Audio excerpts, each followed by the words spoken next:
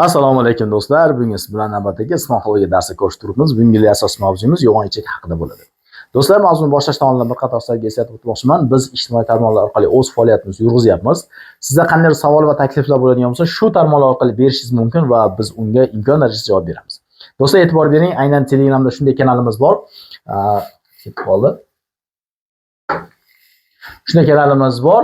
Ya'ni Magic Planet nomlanadi. Shu kanalda aynan shu logotip bilan kiradigan bo'lsangiz, mana shu videolarimiz slaydlarini bir nechtasini tashlab qo'yganmiz. Bemalol foydalanib ko'rishingiz mumkin. Ana endi mavzuga qaytamiz. Demak, biz umumiy holatda ismonologiyaning sistema digestoriya, ya'ni hazm qilish sistemasiga ketyapmiz. Umumiy holatda hazm qilish sistemasiga 14 ta mavzu ajratganmiz. Biz hozirda ayni paytda e'tibor bering 8-mavzuga ketyapmiz. Tushuntir oldim? Xo'p, endi yo'g'on ichak intestinum crassum nomlanadi. Ya'ni latin tilida intestinum crassum, yunon tilida kolon deb aytiladi.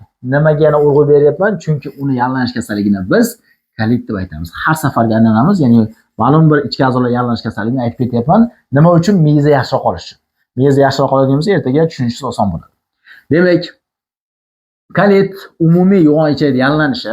Xo'p, ma'lum bir qismlarga ko'ra alohida nomlari ham bor. Masalan, yo'g'on ichagimiz to'g'ri ichagi degan qismi bor. Praktos nomlanadi. Buni yalinishni praktit deb nomlaymiz.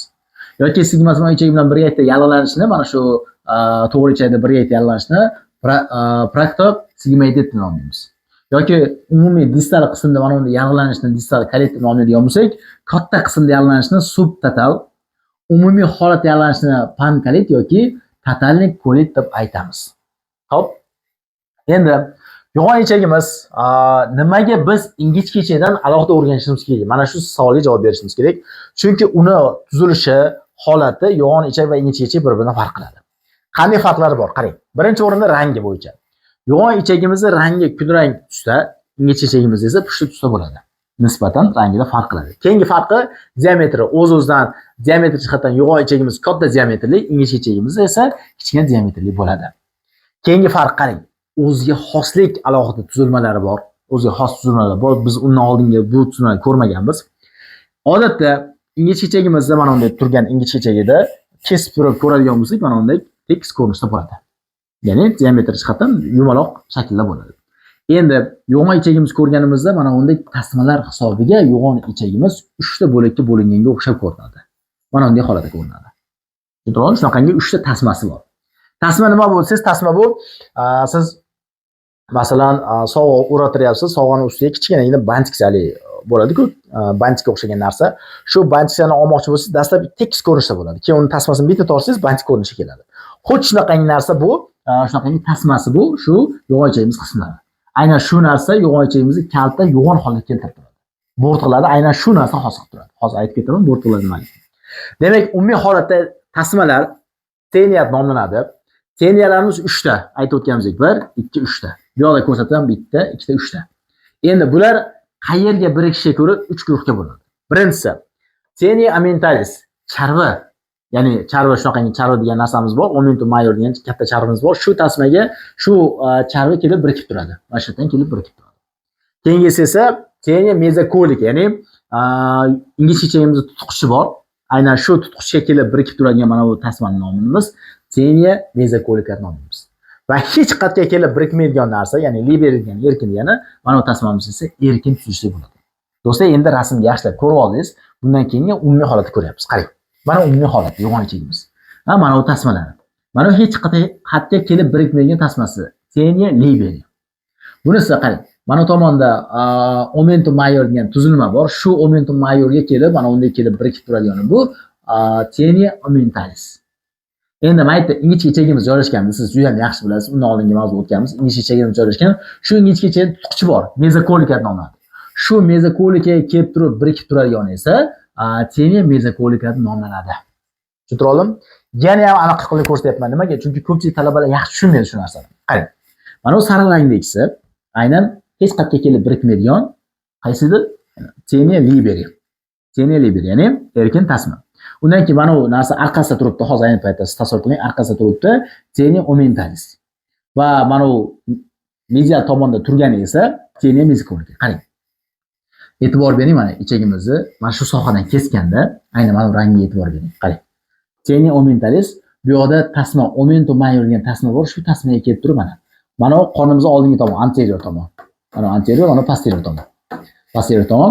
Omentum major degan shunaqangi tuzilma bor. Shu tuzilmaga kelib turib birikib turadigan mana bu narsani biz teniya omentalis deymiz. Undan keyin bu yoqda qornimizda demak orqa devori bo'ladigan shu orqa devoriga mana bunday qilib mesocolon transversum degan shunaqa tutqich bor. Shu tutqichga kelib birikib turadigan mana bu narsa esa tasmasi teniya mesocolika nomlanadi. Bunisi esa hech qanday kelib birikmayapti mana. Ko'rgan bo'lsangiz. Yana ham aniqroq qilib ko'rsataman, mana ko'rib turgan bo'lsangiz, demak teniya liberi, bu yoqda teniya omentalis, omentum degan joyi bor, shunga kelib birikib turadi. Bu yoqda ingichkachamizni ushlab turuvchi tutqich bor, shu tutqichga kelib mana yerdan birikib turadigan esa teniya mesocolika nomlanadi. Yana ham aniq qarang. Omentum major mana, omentum major, omentum majorga kelib turib mana bu tutqichimiz kelib birikyapti. Orqa tomonda mana yerda tutqichimiz mesocolon transversum degan tutqich bor. Shu tutqichga kelib birikib turadigan mana bu tasmani esa teniya mesocolika nomlanadi. Bunisi esa hech qanday kelib birikmaydi. E'tibor bering. Bularda vazifasi nima? Nimaga mana ular kerak desangiz, aynan mana shu tuzilmalar hisobiga ichaklarimiz ma'lum bir qismi turadi. Demak, mana bunisi oldinga qarab tortib turadigan bo'lsa, narigisi oldin orqaga qarab turib ko'tarib turadi. Tushuntirib oldim? Shu narsa yana siz uchun o'ta muhim narsalar edi. Tushunish qiyin bo'lgan, lekin endi men uchun tushunib oldim shekilli. Xo'p, ana endi yana qanaqangi tuzilmalar bor? Mana shu tasmalar hisobiga, tortirish hisobiga yo'g'on eshagimiz bo'rtiqlar xos qilgan. Mana ko'rib turgan bo'lsangiz, bo'rtiqlar turibdi. Mana shu bo'rtiqlarni biz haustra deymiz. Haustra koli.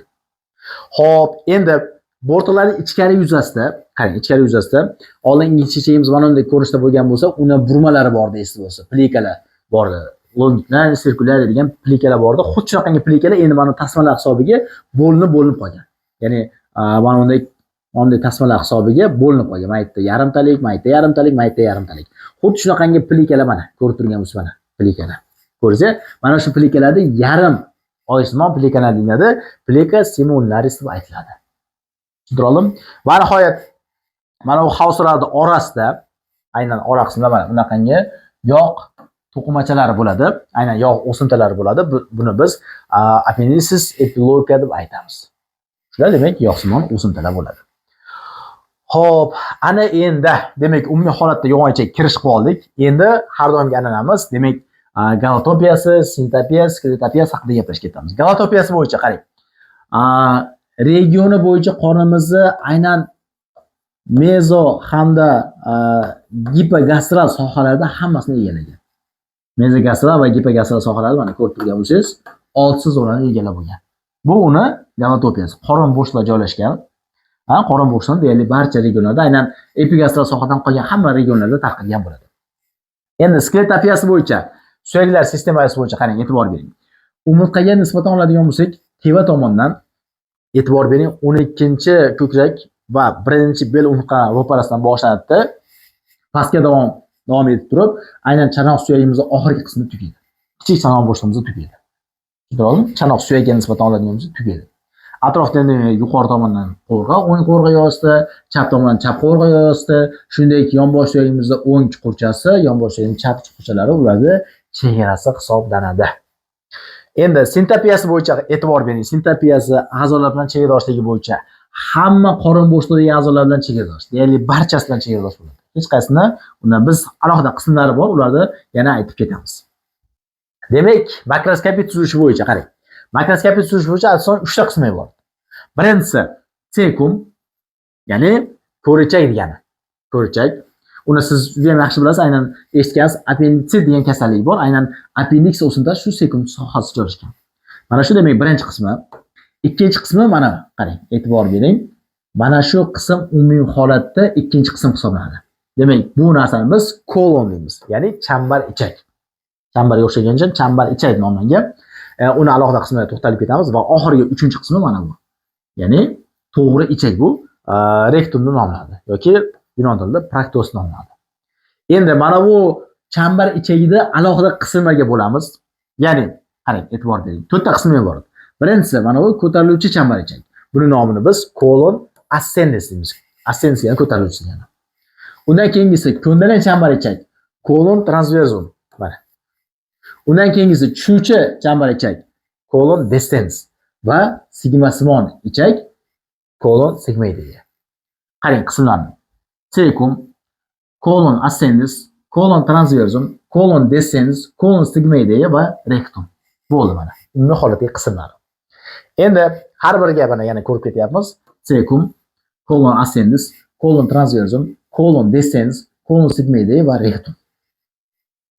Endi alohida qismlarga to'xtalib ketyapmiz. Ya'ni birinchi qismi ko'richak yoki cecum nomlanadi. Grek tilida tyufon nomlanadi. Ko'richak. Ko'richagimizning asosiy qismlari qarang. Ko'richak birinchi boshlang'ich qismi. Nimaga alohida urg'u beryapman? Chunki ingichka ichagimiz esda bo'lsa 3 ta qismdan iboratda. 12 barmoq ichak, ochiq ichak, yonbosh ichak. Iliumda oxirgi qismi kelib mana shunga ulanadi. Ya'ni ingichka ichak bilan yo'g'on ichakning chegarasi qoladi mana shu. Tushuntirib oldim? Xo'p, demak appendix o'simtasi bor. Ilium ya'ni yonbosh ichagi bilan chegaradosh bo'lgan yagona qismi. Boshqa hech qatdan bilib oling, hech qatdan bog'lamaydi boshqa. Ingichka ichagimiz yo'g'on ichagi boshqa hech qaysi qismi bilan bog'lanmaydi. Faqatgina mana shu bilan bog'lanadi xolos. Ya'ni ovqat qilmas kelib turib, oshqozondan o'tdi, 12 barmoq ichagidan o'tdi, ochiq ichakdan o'tdi, yonbosh ichakdan o'tib turib, oxir oqibat yo'g'on ichakka kelish uchun mana shu yerni bosib o'tish kerak. Bu joyda bosmasdan turib bo'lmaydi. Tushuntirib oldim? Endi qanaqangi tuzilmalar bor? Xo'p, qarang. Aytgandek, iliumdan bu yoqqa kirgandan keyin ichkari tomonda xuddi shuni teshigi bo'ladi. Nomlanishi ilium, cecum qarang. Ilium, ostium, qarang, e'tibor bering. Ostium iliotekali. Yonbosh ichak va ko'richak orasidagi teshik degan ma'noni beradi. Tushuntirib oldim? Ikkinchi teshik qayerda? Ikkinchi teshik mana appendix o'simtasi bor. Appendix o'simtasini mana bu teshikni shunchaki oldiga ostium so'zini qo'shib qo'ying bo'ldi. Ostium appendicitis vermiformis. Tushuntirib oldim? Shu tuzilmalar. Endi mana yana ko'rinishi mana ilium, iliumning ochilgan mana bu teshik, ostium iliotekali. Endi qarang, ostium iliotekalining ichkari tomonidan ikkita lab, labium superior, labium inferior degan lablar chegaralab turadi. Bu ikkala lab birgalikda qopqoqni hosladi. Ikkita lab birgalikda qopqoqni hosladi. Qopqoqimiz valve iliotekali nomlaymiz. Labium superior, labium inferior kelib turib qopqoqni hosladi. Bular payt keyinda yopiq, payt keyinda ochiq holatda bo'ladi. Tushuntirib oldim? Ana shuning uchun kerak. Endi bu valve qopqog'imiz o'zaro birlashib, ya'ni labium superior, labium inferior kelib turib qo'shilib turib, bu yoqda yuganchani hosladi, frenum labium iliotekalini hosladi. Bo'ldi, boshqa hech qanaqa unaqangi muammo narsalar yo'q. Mana narsa haliga aytgan narsamiz, mana appendix o'simtasi, appendix vermiformis, uni teshigini ostium, shunchaki ostium so'zini qo'shib qo'yasiz, appendix vermiformis so'zini qo'shib qo'yasiz. Bo'ldi. Endi qorin parda bilan o'ralishiga ko'ra, bilib oling, intraperitoneal holatda o'ralgan. Ya'ni har tomonlama o'ralgan bo'ladi. Har tomonlama o'ralgan bo'ladi. Xo'p, uzunligi demak 3-8 sm, eni 4-7 sm orasida. Bu demak ko'rsatkich aytganimizdek nisbiy ko'rsatkich. Do'stlar, bizda super yangilik. Ana endi siz anatomiyaga oid bo'lgan ma'lumotlarni to'liq olish imkoniyati tug'ildi. Buning uchun nima qilish kerak? Deylik, anatomiya bo'limlaridan birortasini tanladingiz. Masalan, siz uchun hozirda optimal bo'lgan bo'lim bu sponxologiya.